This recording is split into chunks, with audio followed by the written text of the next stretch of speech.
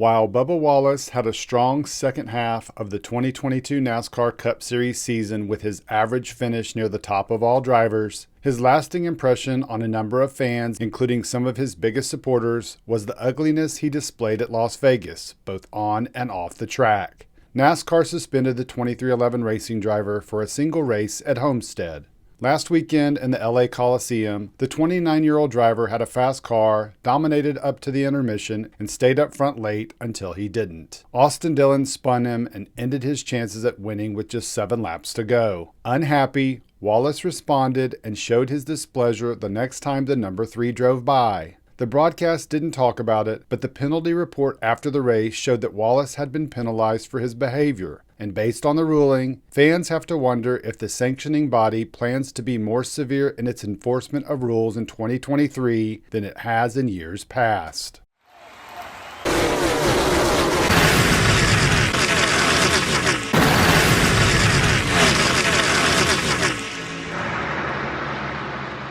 Bubba Wallace headed into the second race of the 2022 season at Las Vegas with confidence, having earned 3 top 10 finishes in the previous 6 races, including his second career Cup win at Kansas. Just before the 100-lap mark on the mile-and-a-half track, the number 45 car was running in the top 5, racing side by side with Kevin Harvick going into turn 3, when Kyle Larson joined the party, dove underneath, and made it 3 wide. The number 4 promptly backed out and watched as the number 5 car slid up the track and squeezed the 23 into the outside wall. Seconds later, Wallace retaliated and drove hard into the right rear of the Hendrick Motorsports car, which sent it sliding up the track into the wall at a high rate of speed. Wallace compounded his problems a few minutes later when he walked down to Larson's car, confronted the 2021 champion on the infield, and shoved him multiple times. 2 days after the race, NASCAR announced a 1-race suspension of Wallace, which many, including Kyle Petty, said wasn't enough.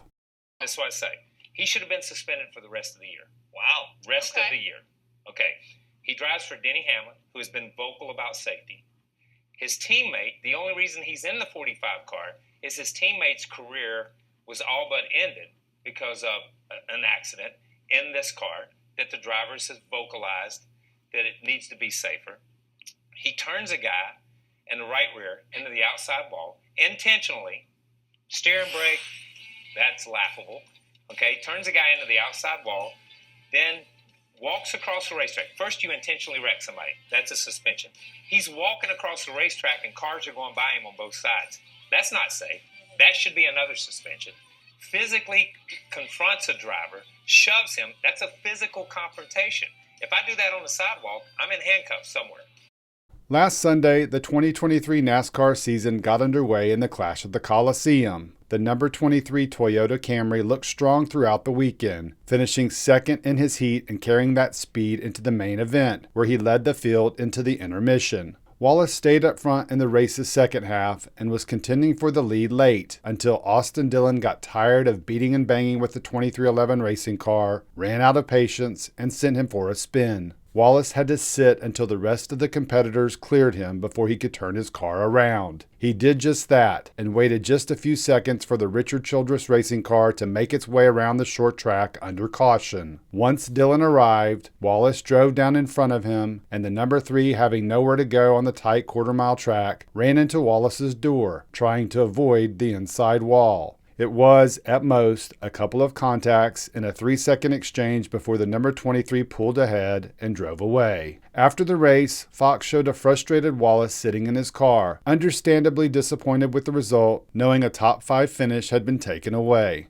The broadcast didn't show or announce that Wallace had been sent to the tail end of the field and penalized for reckless driving. That was revealed in the weekly post-race penalty report that NASCAR issued this week. With the Wallace-Dillon incident as our baseline for conflict in 2023, and NASCAR's decision to charge Wallace with reckless driving and send him to the tail end of the field, does that mean this season drivers who conduct similar moves will receive a similar type of punishment from the sanctioning body? That's all drivers and fans beg and plead for, is some consistency. Because if you go back 3 months before the Las Vegas incident between Wallace and Larson, Dillon was involved in a conflict with Brad Keselowski at New Hampshire. In that situation, also under caution, Dillon abruptly swerved in front of the number 6 car, which Keselowski, as Dale Earnhardt Jr. described on the broadcast, just loses it, and drove hard into the side of the RCR car and continued slamming into it down the track before backing off and hitting the right rear, which sent Dillon fishtailing into the infield grass. Keselowski was not penalized. If that type of scenario occurs in 2023, based on what NASCAR did to Wallace after this year's clash, Keselowski is, at a minimum, sent to the tail end of the field. Everyone knows it's going to happen. Tempers will flare, and there will be a conflict this season when one driver gets hot and doesn't think but reacts and drives into another car under caution. NASCAR officials have set a precedent to start the 2023 campaign. Let's hope they follow it.